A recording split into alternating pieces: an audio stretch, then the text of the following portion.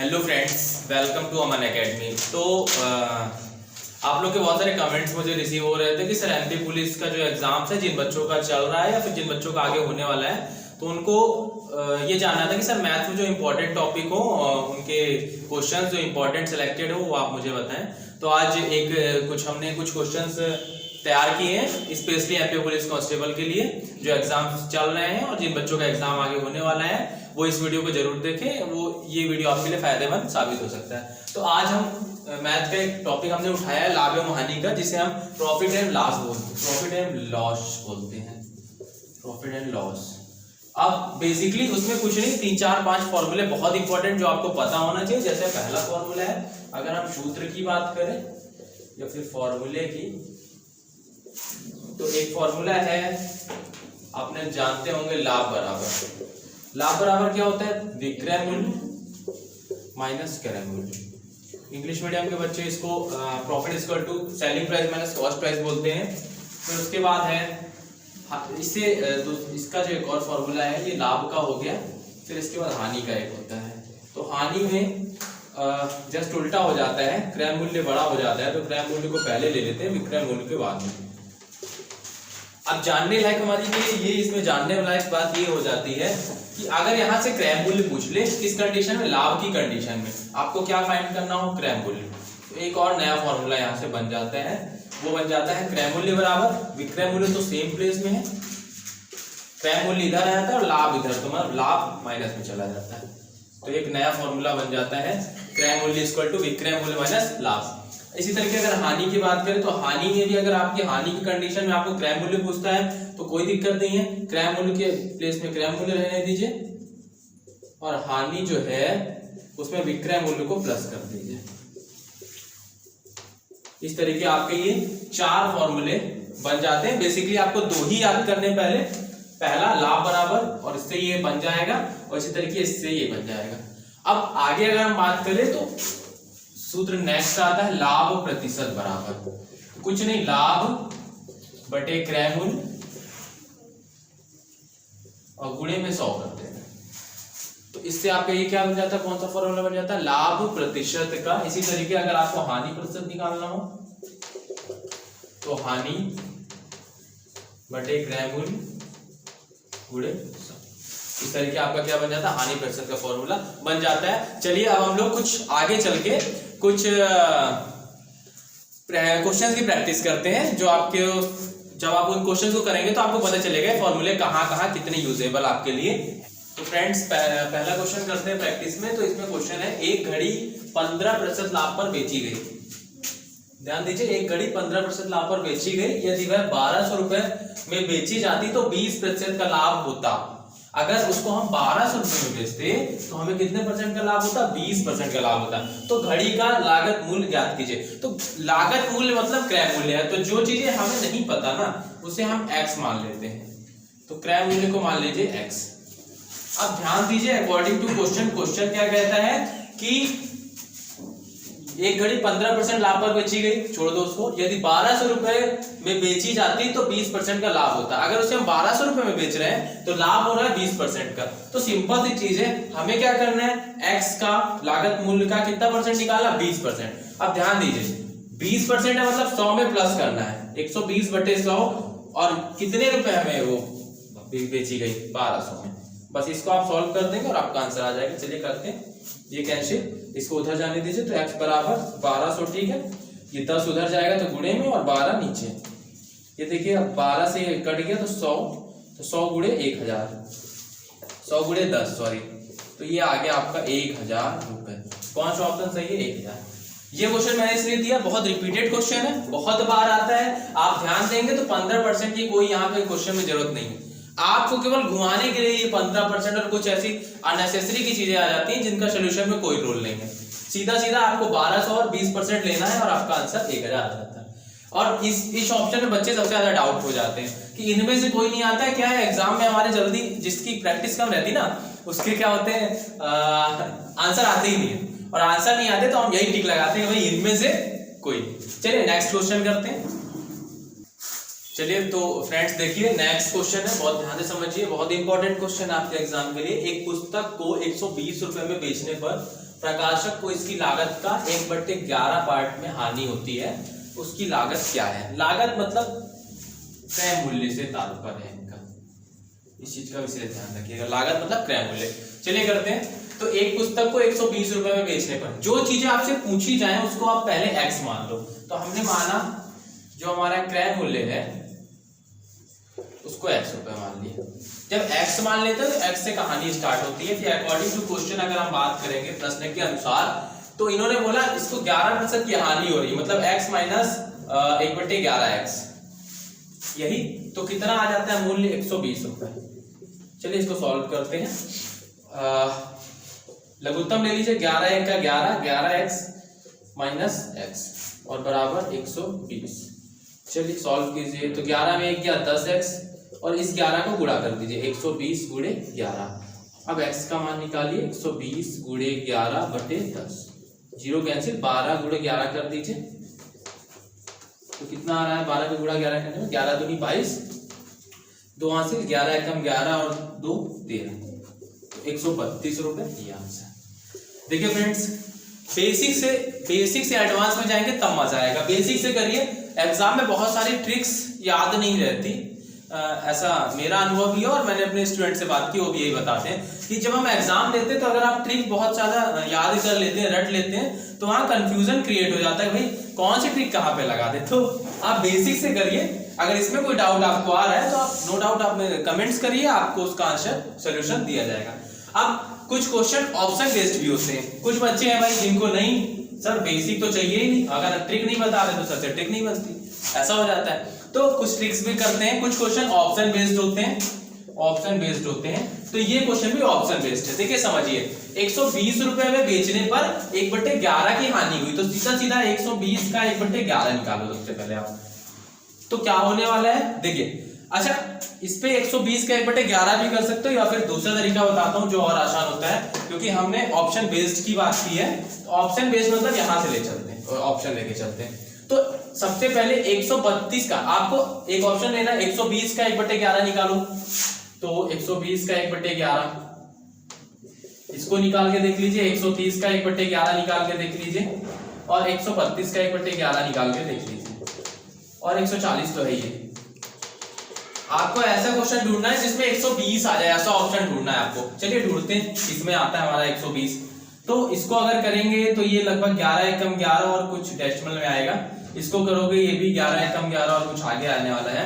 इसको करते हैं तो ये शायद पूरा कट जाएगा, 11 एकम 11, 11 दूनी 22। यहाँ पे क्या बचा हमारा 12 रुपए। अब ध्यान देने वाली बात ये है, ये पूरे में आ रहा है। फिर 140 का निकालोगे, 11 एकम 11 और 30, 11 दूनी 22 और दशमलव करके कुछ आएगा। हमको वोल वाला लेना जो पूर्ण हो, तो ये 12 कंप्लीट हो रहा है। अब कुछ नहीं करना है, ये जो 12 आ रहा है 120 में प्लस कर देना है। तो 120 में 12 को प्लस कर दीजिए, 2 3 1 132। ये भी ऑप्शन यहाँ से आपका आ सकता है। तो आप ऑप्शन बेस्ड भी कर सकते हो और बेसिक भी कर सकते हो, आपका जो मन हो आप करिए। आप बेसिक लीजिए या फिर ट्रिक बेस पे लीजिए, ऑप्शन बेस पे लीजिए, एज योर विश, आप फ्री हैं उसके लिए। तो अब हम इसके आगे अगले प्रश्न की प्रैक्टिस करते हैं। तो चलिए फ्रेंड्स, एक अगला क्वेश्चन, ये क्वेश्चन वेरी इंपॉर्टेंट, आप इसमें आप लोग लगा लीजिएगा। ये क्वेश्चन हर एग्जाम में अगर प्रॉफिट लॉस उसके सिलेबस में है तो पूछना ही पूछना है एग्जामिनर को। देखिए कैसे आता है ये क्वेश्चन और कैसे सॉल्व करेंगे। बहुत आसान है, देखने में थोड़ा अजीब लगता है लेकिन इसका सोल्यूशन बहुत इजी है। तो चलिए देखते हैं। तो क्वेश्चन है, एक ही प्रकार की 42 वस्तुओं का क्रय मूल्य। सबसे पहले ये चीज हमारे लिए इंपॉर्टेंट हो जाती है कि 42 वस्तुओं का क्रय मूल्य। आगे देखते हैं, 30 वस्तुओं के विक्रय मूल्य के बराबर है। कहने का मतलब 42 वस्तुओं खरीद ले, उनका जो क्रय मूल्य होगा 30 वस्तुओं को अगर बेच दे तो उसके विक्रय मूल्य के बराबर हो जाएगा। तो सिंपल सी चीज है फ्रेंड्स, जो 42 वस्तु अगर हम खरीदते हैं मतलब कॉस्ट प्राइस, वो 42 बराबर है 30 वस्तुओं के सेलिंग प्राइस मतलब विक्रय मूल्य के बराबर है। चीजें समझने वाली, 42 वस्तु हमने खरीदी थी, 30 अगर बेच दे तो हमारे पैसे वसूल हो गए। तो कहीं ना कहीं 42 में अगर 30 घटा दिया जाए तो कितनी वस्तुएं हमारे पास बच रही हैं? 12 वस्तुएं बच रही ना, 12 वस्तुएं बची। अब 12 वस्तुएं बची तो निश्चित इसे भी हम बेचेंगे, घर में तो रखेंगे नहीं, क्योंकि अगर आप एक बिजनेसमैन के दृष्टिकोण से देखें तो 12 वस्तुएं हमने कहा हमारे पास बची, इनको भी बेचेंगे, तो जब बेचेंगे तो ये तो हमारा पूरा प्रॉफिट है ना। पहली बात तो ये आप इससे ये निकाल लो कि लाभ होना है कि हानि। हालांकि क्वेश्चन में दिया है कि लाभ प्रतिशत ज्ञात कीजिए, लेकिन फिर भी अब हमको क्या करना है, कुछ नहीं करना है, सिंपल सी चीज है। इस पे एक ट्रिक मैं आपको बताता हूँ, बहुत आसान हो जाएगी उससे ये क्वेश्चन। ये जो 12 है, 12 को ऊपर लीजिए और हमेशा जो विक्रय मूल्य के साथ जो चीज होगी, मतलब 30 वस्तुओं के विक्रय मूल्य की बात कर रहे हैं तो इस 30 को नीचे लेना और गुणे में 100 करना, बस आपका आंसर आ जाना। करिए, 0 कट गया, 3 चौको 12, क्या बचा, ऊपर बचा 4 गुणे 10 और बटे में कुछ नहीं है तो 1 है, तो 4 दाम 40। कितने प्रतिशत का लाभ हुआ फ्रेंड्स, 40%। डी सही है। इससे अच्छा सोल्यूशन और कम समय में शायद ही होगा। अगर किसी के पास है तो वो जरूर मुझ तक भेजें, मेरा व्हाट्सएप नंबर भी है, डिस्क्रिप्शन में मिल जाएगा, तो आप मेरे तक उसका सोल्यूशन जरूर भेजें। चलिए आगे नेक्स्ट क्वेश्चन की तैयारी करेंगे हम। चलिए फ्रेंड्स, नेक्स्ट क्वेश्चन है हमारा, किसी वस्तु को 33 रुपए में बेचने पर, मतलब विक्रय मूल्य कितना है, 33 रुपए, ठीक है, 11 रुपए का लाभ होता है। जो आपको दिया रहता है उसको आप ऐसा लिख लेंगे ना, आसानी हो जाएगी करने में। तो लाभ प्रतिशत ज्ञात कीजिए। सबसे पहला काम, लाभ प्रतिशत का सूत्र क्या होता है, देखिए मैंने बताया था आपको, लाभ बटे क्रय मूल्य गुणे में 100। अब ध्यान देने वाली बात है, आपको क्या क्या चाहिए, लाभ चाहिए, लाभ है, क्रय मूल्य चाहिए, है क्या, नहीं, सबसे पहले यही निकालते हैं। तो सूत्र होता है लाभ का, वो लाभ प्रतिशत का, लाभ का क्या होता है, विक्रय मूल्य माइनस क्रय मूल्य। अब ध्यान देने वाली बात क्या है, हमारे पास लाभ है 11 रुपए, विक्रय मूल्य है 33 रुपए, निकालना क्या है, क्रय मूल्य। मजे की बात क्या, क्रय मूल्य को इधर ले आओ, तो 33, 11 को घटा देना है, कितना आएगा भाई, 33 में 11 जाएगा तो 2 और 2 22 रुपए आएगा। ये क्या है, इसका क्रय मूल्य। अब ध्यान देने वाली बात ये, लाभ प्रतिशत निकालना है, क्वेश्चन में बोला है लाभ प्रतिशत ज्ञात कीजिए। सूत्र में रखिए, लाभ कितना है भाई, 22 रुपए का लाभ है, सॉरी लाभ 11 रुपए का है, क्वेश्चन पे दिया है लाभ 11 रुपए का है, क्रय मूल्य कितना आया है, 22 रुपए आया है नीचे, और गुणे कर दीजिए 100।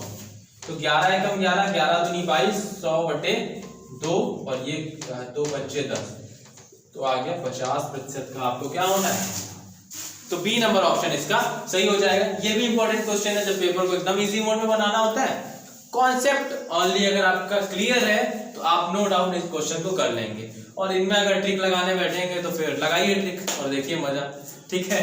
तो बेसिक से चले तो ज्यादा कंफर्ट रहेंगे आप क्वेश्चन को सॉल्व करने में। चलिए नेक्स्ट क्वेश्चन पे आते हैं।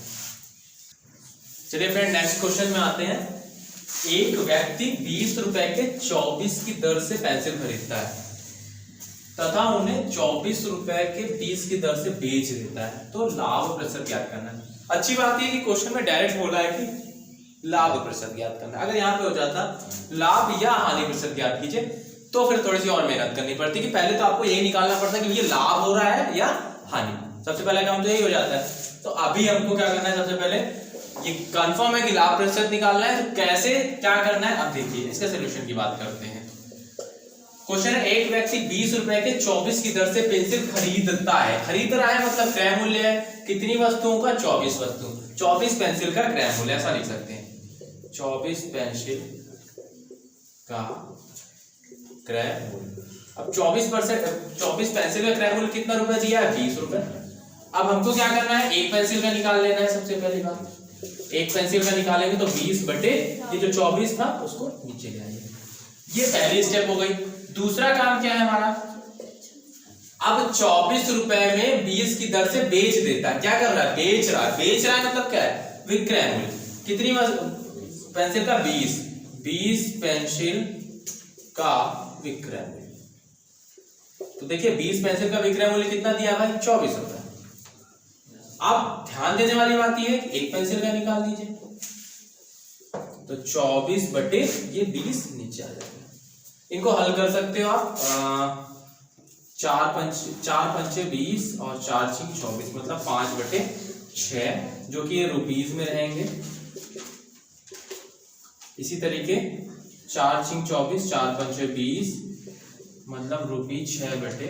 अब ध्यान ये देना है, इन्होंने साफ बोला है लाभ प्रतिशत निकालना है, तो सबसे पहले तो लाभ निकाल लीजिए आप। लाभ का सूत्र क्या होता है भाई, सीधी सी बात, विक्रय मूल्य में क्रय मूल्य घटाना है। तो विक्रय मूल्य कितना दिया है हमारा, विक्रय मूल्य हमारा है, ये निकाला आपने एक पेंसिल का, 6/5 रुपए। और क्रय मूल्य कितना निकाला है आपने, 5/6। बढ़िया क्वेश्चन। 5 और 6 का लघुत्तम होता है 30। ओके, 6 × 6 = 36, तिर्यक गुणा 5 × 25। हल कीजिए, 36 में 25 जाएगा तो 25 11/। उम्मीद है इसमें कोई दिक्कत नहीं हुई होगी। अगर आपको फ्रैक्शन एक्शन में दिक्कत जाती है तो एक हमारे वीडियो कुछ पहले के बने हुए हैं, उन वीडियोस को आप देखेंगे तो ये फ्रैक्शन भी आप आसानी से सॉल्व कर पाएंगे। अब हमारा ये लाभ निकला है, अब हमको निकालना क्या है, लाभ प्रतिशत। लाभ प्रतिशत। अब लाभ प्रतिशत की अगर हम बात करें तो सूत्र क्या होता है, लाभ बटे क्रय मूल्य गुणे 100। तो लाभ कितना आया, 11/30 आया। क्रय मूल्य कितना आया, क्रय मूल्य कौन सा है भाई, 5/6 है, और गुणे 100। इसको हम सबसे पहला काम ये करते हैं लाभ प्रतिशत निकालने के लिए, मतलब प्रॉफिट परसेंट निकालने के लिए। देखिए क्या करना है, 11/30 है ना, तो 11/30 ऐसा लिखो। 5/6 है तो 6 को ऊपर जाने दीजिए और 5 को नीचे, उल्टा कर दीजिए, मतलब 5/6 है तो 6/5 कर दीजिए और गुणे में है 100। अब देखिए सॉल्व करते हैं, 6 × 5 = 30। अब काटो, 5 × 2 = 10, 5 × 4 = 20, कितना बचा, 11 × 4 = 44। कौन सा ऑप्शन सही है भाई, बी। ये देखिए, अब इस तरीके से आप इस क्वेश्चन को सॉल्व कर सकते हैं। अगर आप बेसिक से जाते हैं ना तो हर एग्जाम में आपके काम में आता है, इसलिए मैं आपको बेसिक ज्यादा चीजें बता रहा हूं। अगर आप इन क्वेश्चंस की ट्रिक्स जानना चाहते हैं तो कमेंट बॉक्स में आप डालिएगा, सर ट्रिक बताइए, तो नेक्स्ट वीडियो जो बनेगा प्रॉफिट लॉस का वो पूरा ट्रिकी बेस में बनेगा। फ्रेंड्स, जो भी जिनका भी एग्जाम है आगे, MP constable, SSC, bank, railway, सब में एक टॉपिक कॉमन है, तो उनको फॉरवर्ड कीजिए। अभी रेलवे ग्रुप डी का भी एग्जाम आने वाला है, उसमें भी ये टॉपिक है उसके सिलेबस में, तो उनको फॉरवर्ड कीजिए। और जो भी आपके फ्रेंड्स तैयारी कर रहे हैं, जो आपके दोस्त यार जो भी हैं, दोस्त भाई बहन जो भी तैयारी कर रहे हैं, उनको आप इस वीडियो को शेयर करें और कमेंट्स करके ये जरूर बताएं कि आपको ये वीडियो कैसा लगा। और अगर कोई डाउट है तो आप कमेंट्स करें, और डिस्क्रिप्शन बॉक्स में इसके पहले के जो लेक्चर रिकॉर्डेड हुए हैं वो भी आपको उसकी लिंक मिल जाएगी, उसकी सहायता से आप क्या कर सकते हैं, तैयारी अपनी कर सकते हैं। तो ठीक है, थैंक यू सो मच।